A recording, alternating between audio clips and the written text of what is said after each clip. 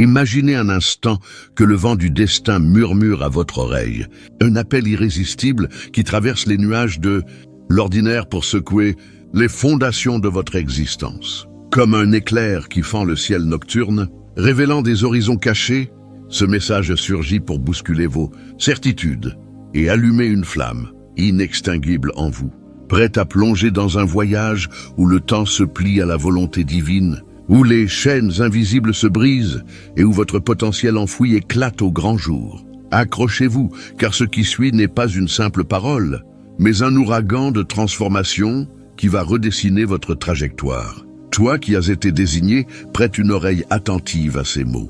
Si ma voix résonne en toi à cet instant précis, mets tout en pause. Ne fais pas défiler plus loin, ne quitte pas cette page. Ce n'est pas une suggestion banale venue du hasard. C'est une irruption céleste, un signe du ciel. Une pression intense m'a poussé à te délivrer cet avertissement. Car dans le domaine de l'âme, tu traînes déjà un retard considérable. Élu, je m'appelle Augustin Sandro, noble serviteur de Dieu Tout-Puissant, prêt à t'accompagner et à te guider à marcher dans la foi divine. Engage-toi et apprête-toi pour écouter ces paroles divines. Observe non pas les aiguilles de ton horloge murale, mais le cadran invisible de ta destinée. Le perçois-tu? Cette boule d'angoisse qui serre tes entrailles, cette impression tenace que tu devrais avoir franchi bien des étapes déjà. Ce n'est pas une simple nervosité passagère, c'est ton essence intérieure qui déclenche la sirène d'urgence. Une opportunité s'est éclipsée, pourtant, dans sa bonté sans limite, le Créateur a figé le flux, universel pour t'accorder cette occasion unique de recoller les morceaux. Pourquoi ce contenu t'atteint-il pile maintenant? Parce que les forces obscures cherchent à te convaincre que tout est perdu, que le train est parti sans toi. Mais le Tout-Puissant m'a mandaté pour te déclarer, oui, tu accuses du retard, mais tu restes dans la course. Le fil des événements se réajuste en ta faveur là, à cette seconde. Un chamboulement monumental guette ton horizon, et tu n'es pas encore aligné comme il se doit. Ce visionnage agit comme un ajustement précis. Si tu t'en vas tout de suite, tu prolonges l'attente. Si tu persévères, tu obtiens l'outil pour une propulsion sacrée. Prêt à récupérer les moments égarés et à embrasser ta phase légitime? Prouve à l'univers ta présence active. Inscris-toi pour ancrer ta place dans ce réveil de l'âme. Écris « Je décolle dès à présent vers ma destinée sacrée » en commentaire. Transformons l'air ambiant sur le champ. Il faut que tu saisisses une vérité profonde sur ta situation présente. Cette oppression au niveau du thorax, particulièrement lors de tes réveils, nocturnes ou quand tu mesures ton parcours contre tes aspirations d'antan, n'est pas un souci de santé. C'est un signal de l'au-delà, ton âme transcende les limites temporelles, elle anticipe les événements avant que ton regard terrestre ne les capte. Elle perçoit qu'une ouverture cruciale va se refermer, et toi, tu piétines encore dans l'antichambre, en conflit avec tes souvenirs. Voilà pourquoi l'insomnie te hante, voilà pourquoi l'agitation te ronge. C'est ton horloge intime qui vibre au rythme du renouveau saisonnier. Tel que l'Écriture l'affirme en Ecclésiaste 3:1, chaque chose a son moment, et chaque intention sous les étoiles son époque. Tu détectes ce basculement des cycles, mais ton quotidien tangible tarde à s'harmoniser. Ce décalage génère de la souffrance. Il engendre cette impression d'avancer dans un courant contraire. La majorité des individus étouffe ce ressenti. Ils l'anesthésient par des distractions, des repas, des navigations infinies. Mais toi, tu sors du lot. Tu es un être sélectionné. Pour toi, négliger cet appel d'urgence équivaut à un péril. On t'invite au cœur de l'action. Pourtant, tu traînes encore dans les coulisses, ajustant ton équipement. Pourquoi ce discours te parvient-il à cette heure précise? Ni la veille, ni le lendemain? Ce n'est pas fortuit. Un agencement mystique se produit en cet instant, invisible à l'œil nu, mais palpable pour ton être profond. Et il réclame ton engagement immédiat. Abordons la peine que tu gardes enfouie. Je sais que tu observes ton entourage, compagnons d'autrefois, condisciples d'école, même tes cadets. Tu les vois nouer des unions, acquérir des demeures spacieuses, grimper les échelons, afficher des existences idylliques sur les réseaux. Ils paraissent naviguer sans heurte. Toi, en revanche, c'est comme patauger dans une vase épaisse. Tu fournis plus d'efforts qu'eux. Tu invoques plus souvent. Ton cœur déborde de générosité. Pourtant, tu boucles dans un cercle de quasi-succès, tandis qu'ils atteignent le but. Cela blesse. Cela ébranle ton estime. Cela te pousse à contempler les ombres du plafond nocturne et à interroger le divin. M'as-tu laissé de côté? Est-ce une sanction? Tu te vois comme l'outsider abandonné. Mais tente l'oreille. Cette rivalité sape ton chemin prédestiné. Tu examines leur récolte sans connaître les graines semées. Comme le psaume 37, 7 l'enjoint, confie-toi au Seigneur. Patiente en lui, ne t'agite pas face à celui qui triomphe sur sa route. Ton sentiment de décalage vient de ce que tu jauges ton parcours avec un chronomètre inadapté à ta mesure. Tu forces un sort divin dans un planning terrestre. Ceux que tu jalouses disputent une partie distincte. Eux sprintent. Toi, tu endures un marathon. Eux dirigent une bâche temporaire. Toi, tu creuses les bases d'une tour immense. Évidemment, une bâche s'installe en un clin d'œil. Une tour exige des mois pour le seul excavation. Tu contemples leur abri et tu verses des larmes devant ton vide apparent. Mais le ciel proclame « Je ne forge pas une œuvre éphémère avec ton existence. Je bâtis un legs durable. » Ton stade de fouille persistant s'explique par le fardeau colossal, titanesque et radieux que tu porteras. Une édification hâtive t'aurait fait crouler. Tu te perçois en perdant, parce que tu compares ton prologue à leur chapitre avancé. Mais non, tu n'échoues point. Tu te forges. Pourtant, tu pourrais croire à leur joie contre ta détresse. Tu te juges inférieur vu leur rythme effréné. Erreur, une cause effroyable sous-tend leur hâte. Si tu saisissais le secret de leur vélocité, l'envie se muerait en compassion. Permets-moi d'illustrer le guet-apens des précurseurs. La nature oppose adventice et chaîne séculaire. Une adventice jaillit du sol en une nuitée. Elle s'élance, verdoyante et élancée en jours comptés. Mais sa précipitation la prive de racines solides. Le premier orage l'extirpe. La première sécheresse la flétrit. Le chêne, lui, consacre ses débuts à plonger en profondeur. Longtemps, la surface reste inerte. On croirait l'absence totale d'activité, la graine périmée. Sous terre, un réseau radiculaire géant perce roc et humus. S'enracinant fermement, tu incarnes le chêne au milieu d'un champ d'adventice. Ton irritation naît de leur hauteur temporaire. Mais le divin priorise non la rapidité, mais la pérennité. Ésaïe 60:22 l'énonce, le petit se multipliera par 1000, le faible deviendra une puissante nation. Moi le Seigneur, j'accélérerai cela en son heure. Note bien en son heure, non la tienne. Ton ajournement n'était pas déni, mais bouclier. Le Créateur t'a dissimulé sous son aile pour affûter ton tempérament avant de libérer ta vocation. Cette fortune 5 ans plus tôt t'aurait anéanti. Cette liaison 3 ans avant t'aurait dévasté l'âme. Le divin t'adore trop pour t'offrir un don destructeur. Il a modéré ton pas pour fortifier ton esprit. Inspire profondément à présent. Envisage-toi tel ce géant aux racines ancrées. Perçois la fermeté de ton être. Tu n'es pas attardé, tu es ancré. Tu n'es pas paresseux. Tu es inébranlable. Toutefois, soyons francs. On ne peut se contenter d'affirmer que tout roule. Pas chaque ajournement est bienveillant. Distingue entre la cachette divine et l'entrave adverse. Un autre genre d'ajournement existe. Venimeux et périlleux, étranger au ciel. C'est une agression occulte visant à t'immobiliser dans l'abîme éternellement. Comment le discerner? Je te révèle l'indice précis sous peu, et il pourrait te stupéfier de l'avoir côtoyé. Concentre-toi.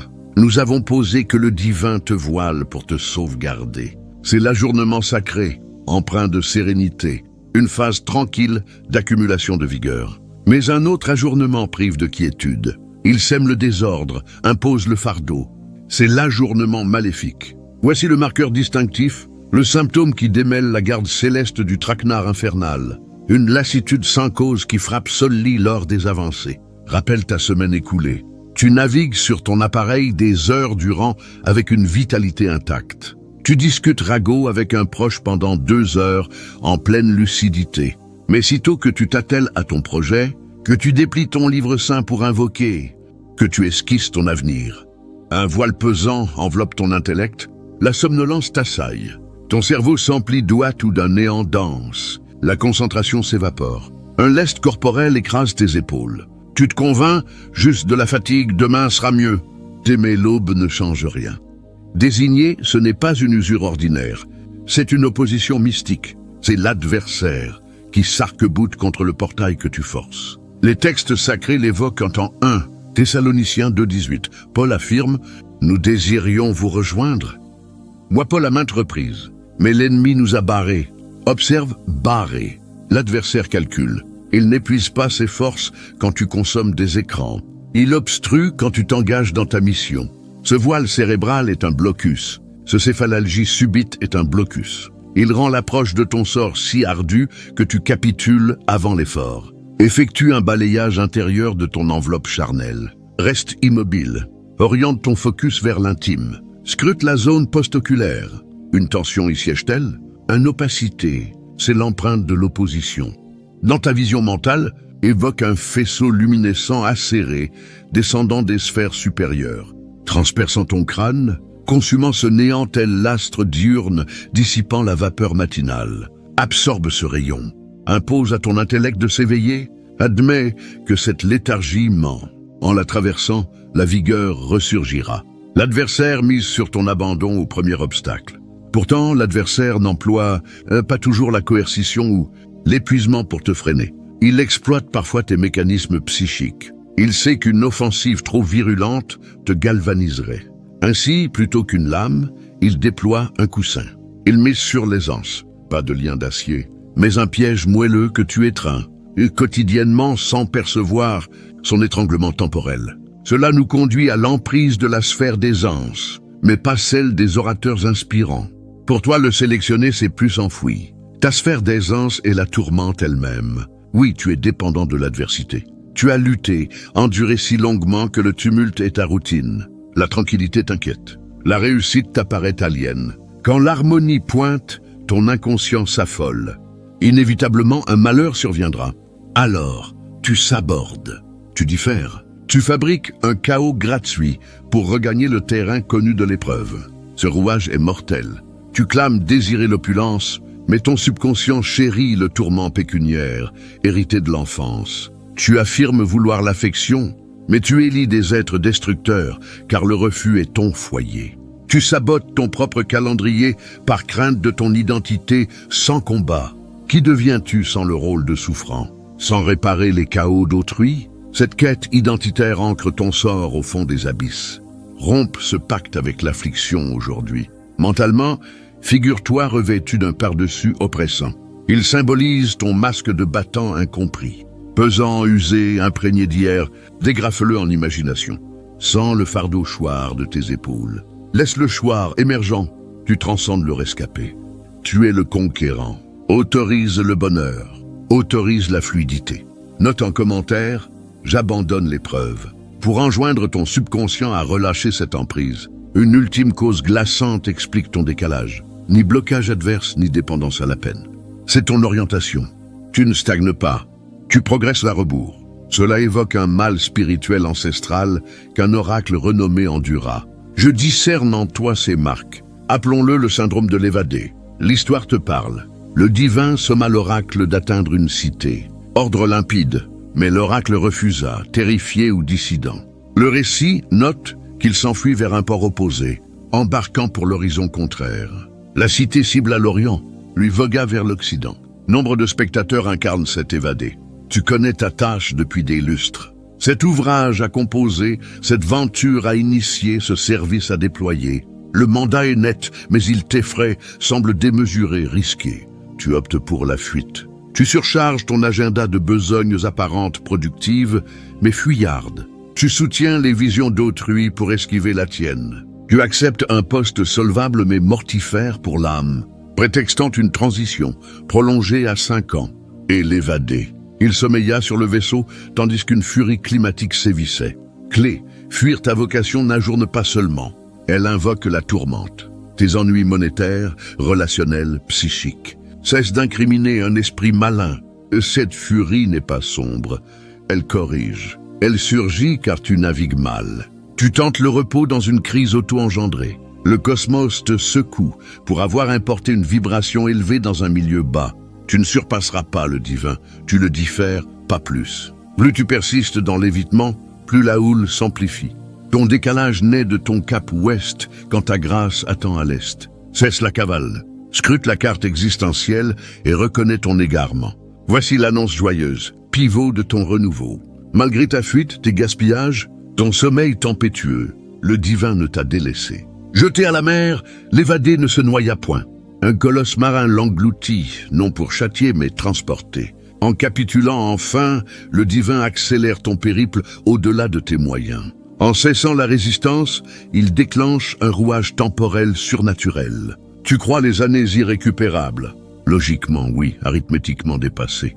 Mais notre souverain transcende les calculs terrestres. Il maîtrise la durée. Il condense une décennie de grâce en 10 lunaisons. Il courbe le continuum. Découvre un principe qui pulvérise ton tourment, instillant la force. Nomme-le opportunité divine. Les anciens distinguaient 2 temporalités. La première, séquentielle, l'horloge mécanique, mois après mois. Celle qui s'écoule te paniquant à mi-vie avec un bilan gaspillé. Séquentielle, elle grignote existence par tic-tac.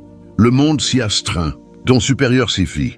L'angoisse s'en repaît, mais le divin habite l'opportunité. Non chiffrée mais qualitative. Pas minute, mais instant. Elle désigne le créneau fixé, l'instant propice où l'éther croise le sol. Séquentiel, 10 ans pour un fruit. Opportunité, 10 ans de savoir infuser en un battement. Ton retard perçu découle de ton cadran séquentiel. Le divin consulte son agenda opportun. Tu te vois distancé, mais en opportunité tu portes fruit. Une porteuse semble inertante 9 mois. Séquentielle, improductive. Opportunité, génératrice vitale. L'accouchement transmue tout d'un coup. L'écriture valide ce secret en Ecclésiaste 3:11. Tout est beau en son opportun. Ce opportun hébreu évoque l'instant divin. Forcer l'éclosion tue la fleur. Tes efforts séquentiels t'ont vidé. Lâche le calendrier mural. Capte la vibration spirituelle. En opportunité, pas perte, mais stockage d'élan. Comment basculer de l'angoisse séquentielle à la puissance opportune?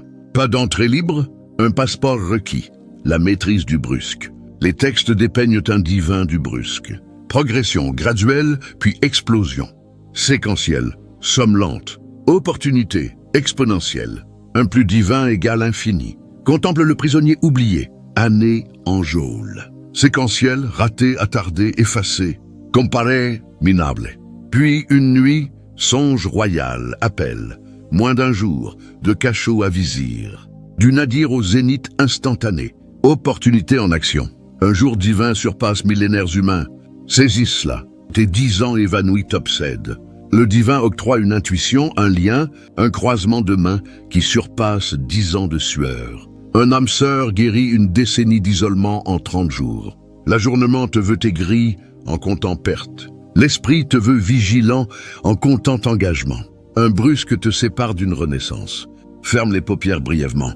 Ignore l'ombre. Évoque un barrage contenant un fleuve titanesque. Ce flot, tes grâces accumulées. Pression colossale. Naturellement statique. Spirituellement, rupture imminente. Pas goutte à goutte, mais déluge. Pas filet attendu, mais raz-de-marée. Inscrit prêt au déluge. En commentaire pour synchroniser ton essence avec cette profusion brusque. Pourtant le barrage tient encore. Ton brusque se reporte in extremis. Non par malice divine, mais dette antique à solder. Voici le diagnostic ardu, l'héritage lignagé. Tu n'es pas isolé dans ton vécu. Tu captes la lance d'ancêtres séculaires. Fruit de géniteurs, aïeux. Mystiquement, l'hérédité n'est pas bio.